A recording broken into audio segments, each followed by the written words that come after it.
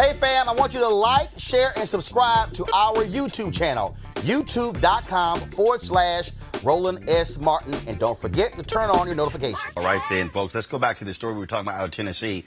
Well, the Chief of Staff to the Speaker of the House, Cade Cothren, has resigned not because he used the N-word in text messages, not because he was trying to frame a black activist, a student at Vanderbilt University who was protesting policies there, but because of sexual text messages, sending messages to a couple of interns. Joining us right now is Justin Jones, that activist there in Tennessee. Justin, welcome to Roland Martin Unfiltered.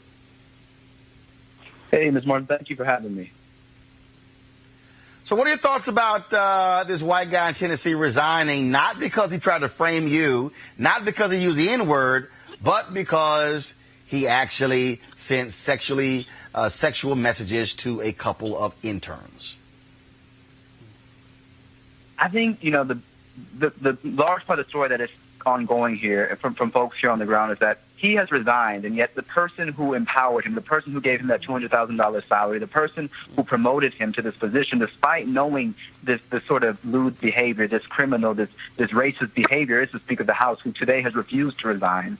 And so we know Brother Cothren has resigned today, and yet we know that the fight continues because we have people in power who've created this culture that allows that to go unchallenged. And so we're hoping that folks will continue to put pressure on Speaker Casada to resign, and our own governor, Bill Lee, to call a special session of the state legislature, which just adjourned last week, so that he can resign, and as well as Majority Leader William Lambert.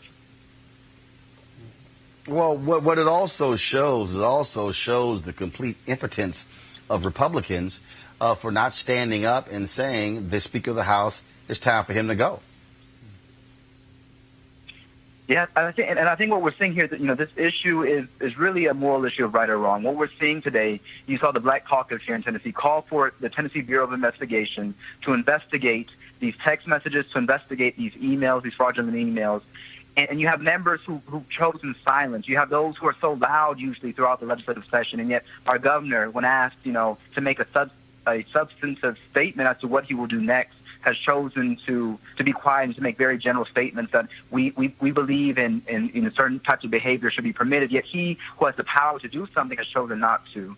And so that's our big concern here, is that this is beyond Republican and Democrat. What we're seeing is extremists. You have someone calling people the N-word. You have someone joking about what they want to do to interns, to these young women. You have people who create fraudulent emails and who have no accountability.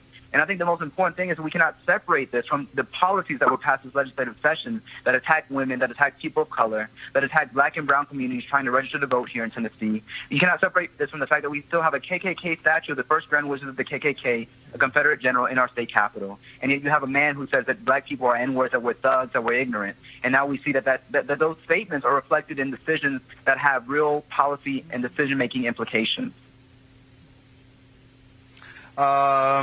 Justin, first of all, what is the latest with your case? Has everything been cleared up, or are you still having to deal with them believing that you were targeting the Speaker of the House? Well, I still have, a special prosecutor is being appointed to the case, and so we're going to have to wait to see who that is and to see what they choose to do. And yet we hope that the special prosecutor will also look at, these emails and look at this behavior that is criminal to create fraudulent emails, to submit them as evidence to revoke bond, and to really try and take my freedom away. And so we hope that whoever's the special prosecutor who's going to be appointed, we are appreciative that the DA has finally decided to step down and allow someone who's independent to look into this, because we've been bringing this issue up for 2 months now. Since this happened, we've been letting people know that this happened, and it was not until this special reporter, this investigative reporter from Channel 5, actually looked into it that people start paying attention to these claims. And so we hope that this will continue. And as you see, this has opened up, this has unveiled a much deeper level of evil and of abuse happening in our state legislature.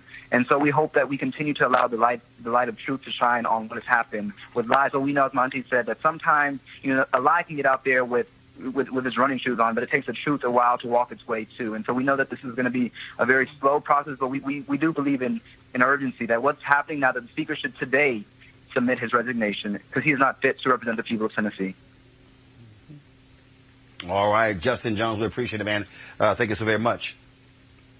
Thank you. Take care. Support Roland Martin Unfiltered. Be sure to join our Bring the Funk fan club. Every dollar that you give to us supports our daily digital show. There's only one daily digital show out here that keeps it black and keep it real as Roland Martin Unfiltered. Support the Roland Martin Unfiltered daily digital show by going to RolandMartinUnfiltered.com. Our goal is to get 20,000 of our fans contributing $50 each for the whole year. You can make this possible. RolandMartinUnfiltered.com.